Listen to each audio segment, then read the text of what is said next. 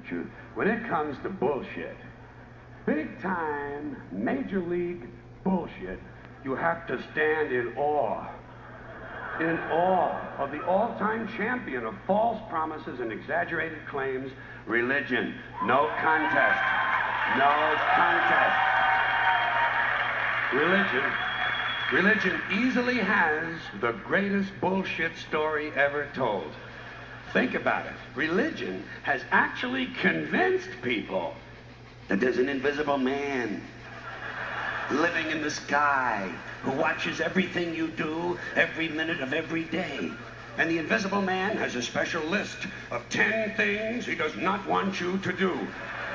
And if you do any of these 10 things, he has a special place full of fire and smoke and burning and torture and anguish where he will send you to live and suffer and burn and choke and scream and cry forever and ever till the end of time. But he loves you.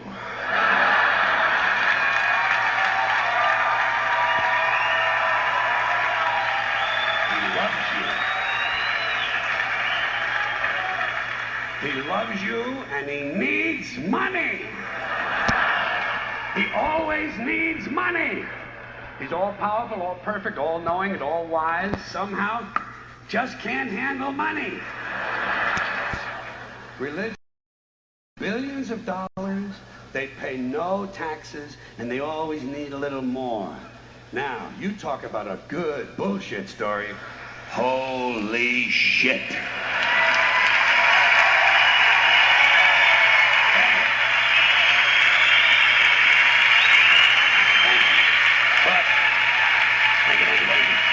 Thank you very much.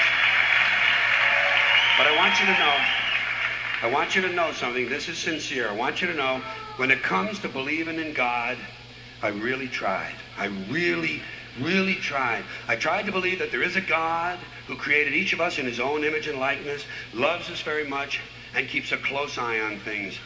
I really tried to believe that, but I gotta tell you, the longer you live, the more you look around, the more you realize something is fucked up. Something is wrong here. War, destruction, hunger, filth, poverty, torture, crime, corruption, and the ice capades. Something is definitely wrong. This is not good work. If this is the best God can do, I am not impressed. Results like these do not belong on the resume of a supreme being. This is the kind of shit you'd expect from an office temp with a bad attitude.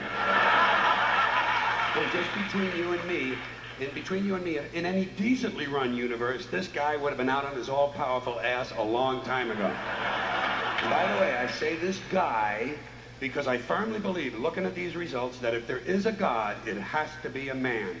No woman could or would ever fuck things up like this.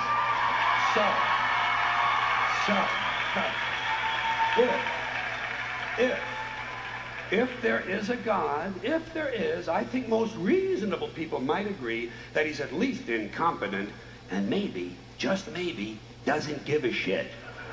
Doesn't give a shit, which I admire in a person and which would explain a lot of these bad results. So rather than be just another mindless religious robot, mindlessly and aimlessly and blindly believing that all of this is in the hands of some spooky, incompetent father figure who doesn't give a shit, I decided to look around for something else to worship, something I could really count on. And immediately, I thought of the sun. Happened like that. Overnight, I became a sun worshiper. Well, not overnight. You can't see the sun at night.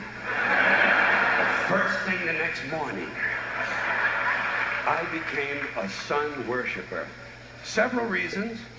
First of all, I can see the sun, okay? Yeah. Unlike some other gods I could mention, I can actually see the sun. I'm big on that. If I can see something, I don't know, kind of helps the credibility along, you know?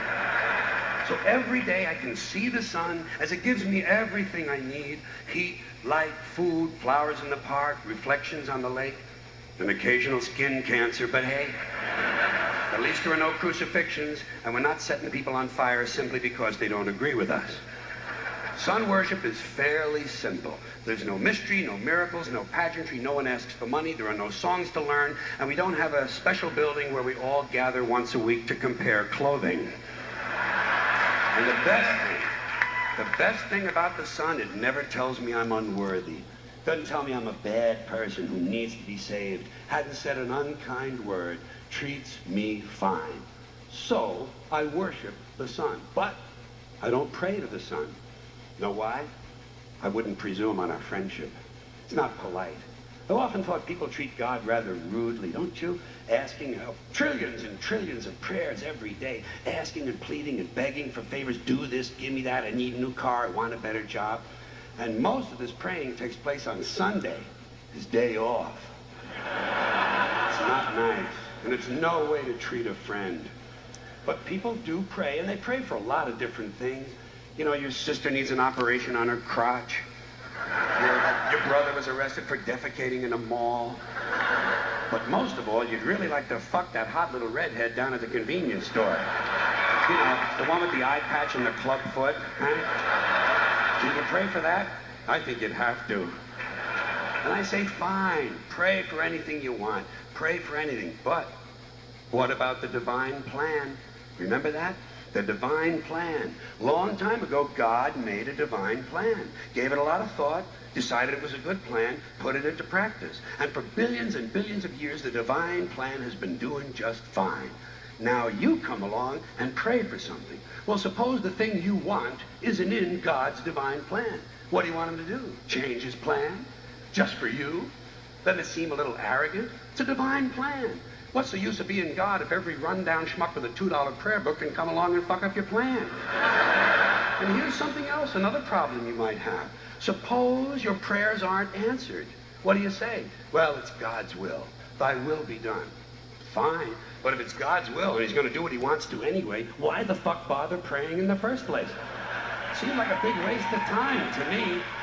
Couldn't you just skip the praying part and go right to his will? It's all very confusing. So to get around a lot of this, I decided to worship the sun. But, as I said, I don't pray to the sun. You know who I pray to? Joe Pesci.